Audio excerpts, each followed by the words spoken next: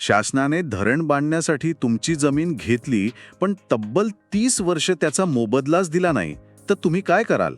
आजच्या या सखोल चर्चेत आपण अशाच एका धक्कादायक प्रकरणाचा आढावा घेणार आहोत, जिथे मुंबई उच्च न्यायालयाच्या औरंगाबाद खंडपीठाने प्रशासनाचे अक्षरशः वाभाडे काढले आहेत.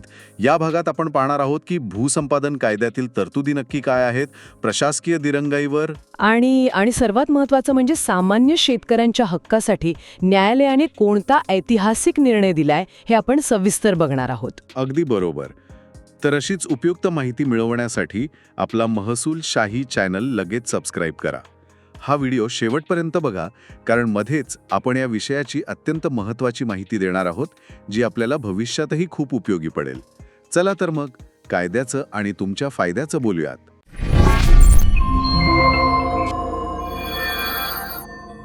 आजच्या या सखोल चर्चेची सुरुवात एका अशा प्रकरणाने होते, जे ऐकून कुणालाही धक्का बसेल. बीड जिल्ह्यातील पाटोबा तालुक्यातील पिंपळगाव दाणी येथील शहादेव मेटे आणि इतर शेतकऱ्यांची गट क्रमांक 40 आणि 45 मधील एकूण 1 हेक्टर 67 आर जमीन 1996 मध्ये गाव तलाव क्रमांक 1 च्या उभारणीसाठी ताब्यात घेण्यात आली. तलाव बांधून पूर्ण झाला, पण शेतकऱ्यांना मोबदला काही मिळालाच नाही. हो ना, शेतकऱ्यांच्या 7-12 उतार्यावर शासनाची नोंद लागते, पण त्यांच्या हातात दमडीही पडत नाही. पण खरोखर असा एक प्रश्न पडतो की जमीन 1996 मध्ये घेतली आणि मोबदला अद्याप नाही, हे प्रशासनात कसं काय शक्य होऊ शकतं? मुळीच नाही. हा अत्यंत रास्त प्रश्न आहे. एक किस्सा पाहूया. अनेकदा शासकीय प्रकल्पांसाठी खासगी वाटाघाटीने जमीन घेतली जाते आणि तिथेच कायदेशीर प्रक्रियेला ब्रेक लागतो. पण इथे भारताच्या संविधानातील कलम 300A समजून घेणं अत्यंत आवश्यक आहे. हे एक छोटं पण अत्यंत महत्त्वाचं तथ्य आहे बरं का. या कलमानुसार कायद्याच्या प्रक्रियेशिवाय कोणत्याही व्यक्तीला त्याच्या मालमत्तेपासून वंचित ठेवता येत नाही.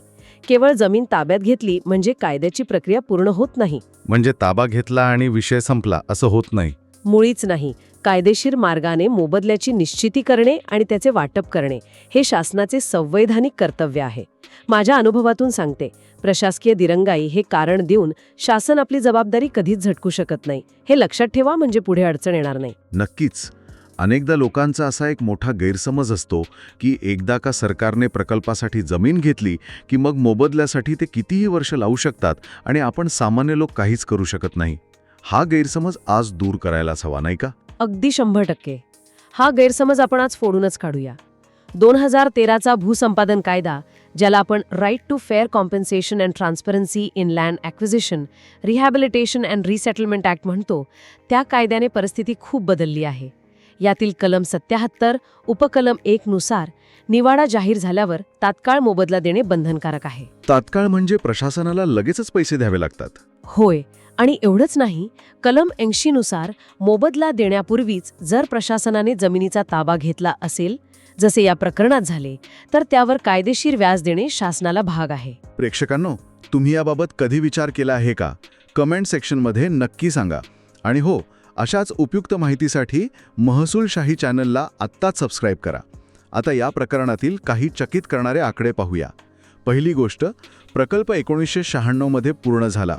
दुसरी गोष्ट, शेतकऱ्यांनी 2018 मध्ये उच्च न्यायालयात धाव घेतल्यानंतर कुठे प्रशासनाला जाग आली आणि त्यांनी 3 ऑगस्ट 2018 रोजी 2013च्या कायद्यातील कलम 11 उपकलम 1 नुसार नोटीस काढली. आणि त्यापुढची तिसरी सर्वात धक्कादायक बाब म्हणजे 23 नोव्हेंबर 2020 रोजी 31,91,395 रुपयांचा निवाडा जाहीर होऊनही 2025 सालापर्यंत तो मोबदला शेतकऱ्यांना दिलाच गेला नाही. बापरे. आपल्या आधीच्या एका व्हिडिओवर एका प्रेक्षकाने अगदी मार्मिक कमेंट केली होती की सरकारी कार्यालयात एका टेबलावरून दुसऱ्या टेबलावर फाईल जाण्यासाठीच वर्षानुवर्ष लागतात. अगदी याच मानसिकतेवर उच्च न्यायालयाने या निर्णयात अत्यंत कडक शब्दांत आशेरे ओढलेत ना? होय. न्यायालयाने अगदी स्पष्ट केले की शासनाची निष्क्रियता, अकार्यक्षमता आणि 2 विभागांमधील समन्वयाचा अभाव हे कारण देऊन चालणार नाही. या टोलवाटोलवीमुळे राज्याच्या तिजोरीचे किती प्रचंड नुकसान होते याचा कोणीच विचार करत नाही. 2013च्या कायद्यानुसार जर वेळेत निवाडा करून पैसे दिले नाहीत तर त्यावर दरवर्षी 15% या दराने व्याज आकारले जाते. म्हणजे जी मूळ रक्कम काही लाखात होती ती प्रशासनाच्या या निष्काळजीपणामुळे दुप्पट तिप्पट होऊन बसते? आपणही आपला हा महसूलशाही चॅनल आत्ताच सबस्क्राईब करा, कारण इथे आपण अशाच गुंतागुंतीच्या कायद्यांचे सोप्या भाषेत विश्लेषण करत असतो. हो, पण एक प्रश्न आहे, या सगळ्या दिरंगाईवर न्यायालयाने नक्की काय तोडगा काढला आहे? कारण नुसते ताशेरे ओढून शेतकऱ्यांच्या पदरात काहीच पडत नाही. आपण सविस्तर बघूया. न्यायालयाने केवळ बीडपुरता विचार न करता संपूर्ण राज्यासाठी एक ठोस आदेश दिला आहे. हो, राज्याचे मुख्य सचिवांना यासाठी मिशन मोडवर काम करण्याचे आदेश दिले आहेत. यासाठी न्यायालयाने एक अतिशय स्पष्ट अशी स्टेप बाय स्टेप प्रक्रिया आखून दिली आहे. ही चेकलिस्ट खूप महत्त्वाची असेल सर्वांसाठी, विशेषतः जे शेतकरी या प्रक्रियेत अडकले आहेत त्यांच्यासाठी. होय, अगदी सोप्या भाषेत सांगते. पहिली स्टेप, राज्यस्तरावर महसूल, वित्त आणि विधी विभागाच्या वरिष्ठ अधिकाऱ्यांची सुकाणू समिती स्थापन करणे. दुसरी स्टेप, संपूर्ण राज्यातील प्रलंबित भूसंपादन प्रकरणांचे जिल्हानिहाय लेजर म्हणजेच एक रेकॉर्ड तयार करणे. म्हणजे सगळी माहिती पारदर्शकपणे समोर येईल. नक्कीच. तिसरी स्टेप, ज्या प्रकरणांमध्ये जमिनीचा ताबा घेतलाय पण निवाडा नाही, तिथे तातडीने निवाडा काढणे. चौथी स्टेप, जिथे निवाडा झालाय तिथे त्वरित व्याजासह मोबदला देणे किंवा काही कायदेशीर अडचण असल्यास तो मोबदला न्यायालयात जमा करणे. आणि सर्वात शेवटची स्टेप कोणती? आणि पाचवी स्टेप, जी सर्वात महत्त्वाची आणि धाडसी आहे, ज्या अधिकाऱ्यांच्या हलगर्जीपणामुळे सरकारी तिजोरीला व्याजाचा फटका बसलाय त्यांचं ऑडिट करून त्यांच्याकडूनच या नुकसानीची वसुली करणे. हे लक्षात ठेवा, म्हणजे पुढे अडचण येणार नाही. बापरे, म्हणजे अधिकाऱ्यांच्या खिशातून वसुली? ही माहिती ऐकल्यानंतर तुमच्या गावात अशी समस्या आहे का? तुमची समस्या कमेंटमध्ये नक्की लिहा. तसेच ही अत्यंत उपयुक्त माहिती मिळवण्यासाठी आपला महसूलशाही चॅनल सबस्क्राईब करायला विसरू नका. तुम्हाला माहिती आहे का, अनेक वेळा अधिकाऱ्यांकडून निधी आला नाही हे एकमेव कारण पुढे केले जाते आणि शेतकऱ्यांना खेटे मारायला लावले जातात. पण न्यायालयाने हे स्पष्ट केले आहे की निधी न येणे हा प्रशासनाचा अंतर्गत प्रश्न आहे. त्यासाठी शेतकरी वेठीस धरला जाऊ शकत नाही. बीडच्या प्रकरणाबाबत सांगायचे तर इथे माझ्याकडे 2 क्विक फॅक्ट्स आहेत. न्यायालयाने बीडच्या जिल्हाधिकाऱ्यांना 8 आठवड्यांच्या आत 2013च्या कायद्यातील कलम 80 नुसार व्याजासह सर्व मोबदला देण्याचे सक्त आदेश दिले आहेत. शिवाय 4 आठवड्यांच्या आत 35 लाख रुपये न्यायालयात जमा करण्याचे निर्देशही दिले आहेत. म्हणजे आता प्रशासन पळवाटा शोधू शकणार नाही. तर थोडक्यात सांगायचे झाले तर आजच्या या सखोल चर्चेत आपण पाहिले की 1996 पासून प्रलंबित असलेल्या बीडच्या भूसंपादन प्रकरणात उच्च न्यायालयाने प्रशासनाला कसा धडा शिकवला आहे. संविधानातील कलम 300A आणि 2013च्या भूसंपादन कायद्यातील कलम 77, उपकलम 1 आणि कलम 80चा आधार घेत न्यायालयाने शेतकऱ्यांच्या हक्कांवर शिक्कामोर्तब केले आहे. माझ्या अनुभवातून सांगते, सरकारी दरबारी न्याय मिळायला कधीकधी खूप वेळ लागतो. फाईल्सच्या ढिगाऱ्यात सामान्य माणसाचा हक्क हरवल्यासारखा वाटतो.